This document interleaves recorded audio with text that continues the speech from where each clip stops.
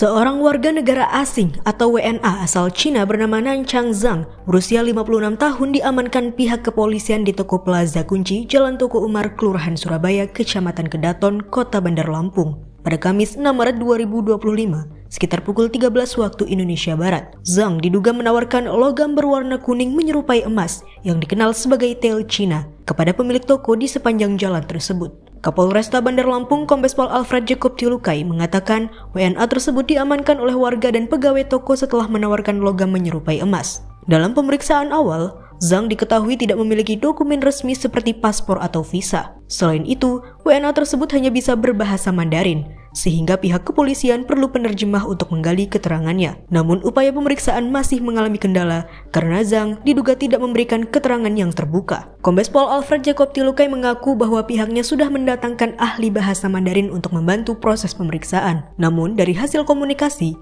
masih ada beberapa hal yang ditutup-tutupi oleh yang bersangkutan. Terkait dengan pengamanan terhadap satu warga negara asing atas nama NZ, umurnya sekitar 56 tahun. Yang bersangkutan kami amankan di tanggal 6 Maret 2025, hari Kamis, sekitar jam 1 siang di daerah Kedaton, Kota Bandar Lampung. Yang bersangkutan diamankan karena berdasarkan laporan dari masyarakat, yang bersangkutan menawarkan sekitar 59 keping atau tel yang menurut yang bersangkutan emas akan dijual ke toko Plaza Kunci, Jalan Tuku Umar. Tetapi karena kemudian dites itu bukan emas, kemudian yang bersangkutan diteriaki oleh massa dan yang bersangkutan sama sekali tidak bisa berbahasa Indonesia. Dari kejadian itu kemudian diamankan oleh personil Polresta Bandar Lampung dan kemudian kami berkoordinasi dengan pihak imigrasi.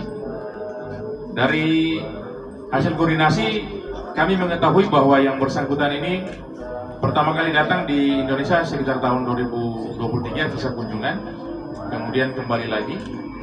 Di tahun 2024 juga yang bersangkutan datang lagi ke Indonesia visa kunjungan, kemudian kembali lagi di 2025 bulan Januari, dan di 2025 bulan Februari yang bersangkutan datang lagi ke sini. Dari ketika kemudian foto yang bersangkutan dan videonya tersebar, akhirnya kami mendapat informasi dari penyidik di Polresta Barelang bahwa diduga yang bersangkutan melakukan tindak pidana penipuan dengan lokus delikti di wilayah hukum Polresta Barelang. Kerugian menurut penyidik dari sana sekitar 2 miliar rupiah.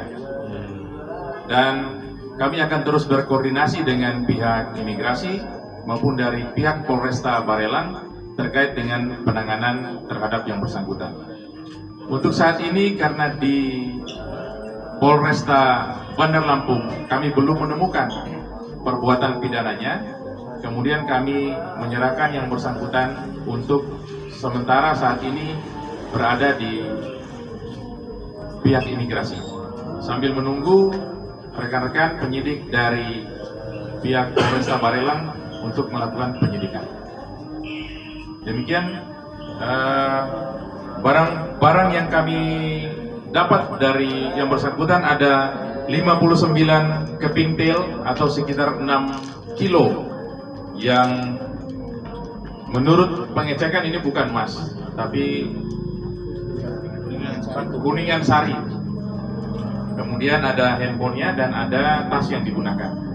Dugaannya pada saat hari itu yang bersangkutan bersama dengan satu rekan yang lain, tetapi karena massa banyak dikerubungi, diteriaki oleh massa sehingga temannya melarikan diri.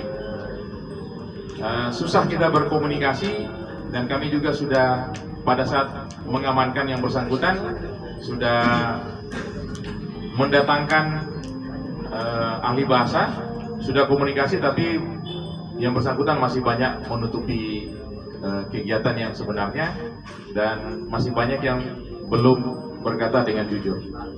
Sehingga kemudian ternyata dari hasil di media sosial muncul gambar dan video yang bersangkutan dari Polresta Barelang mengenali ada korban di sana, kerugiannya sekitar 2 miliar. Kepolisian masih terus mendalami kasus ini untuk mengetahui apakah ada jaringan lain yang terlibat. Saat ini, WNA tersebut masih dalam pemeriksaan lebih lanjut sebelum kepolisian menentukan langkah hukum berikutnya, termasuk kemungkinan penyerahan ke Polresta Barelang untuk proses hukum lebih lanjut. Dari Bandar Lampung, Paulina Lumban Gaul, Tim Kupas TV melaporkan.